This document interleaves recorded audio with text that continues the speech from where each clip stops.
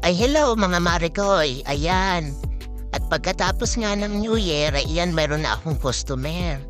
Ang customer ko nari, mga Marikoy, ito talaga yung customer ko nung na tuwing pagkakatapos talaga ng New Year ay siya nagpapagupit sa akin. At iyong ibinabayad niya sa akin, mga Marikoy, ay aking itinatago. At ang sabi baga naman nga ng matatanda ay yung mga unang natatanggap mo daw na pera kapag katapos ng New Year o pag New Year ay iyo daw itago at yun daw ay magiging paakyatan. Paakyatan, mga Marikoy. Wala namang masama nga Marikoy kung tayo ay maniniwala, ano? Maniwala tayo mga Marikoy habang tayo ay nagsisikap din. Hindi yung ay kung may paakyatan ng tayo diyan ng pera hindi na tayo kikilos. Di paano naman akit nga ang pera kung tayo hindi kikilos. Ano mga Marikoy?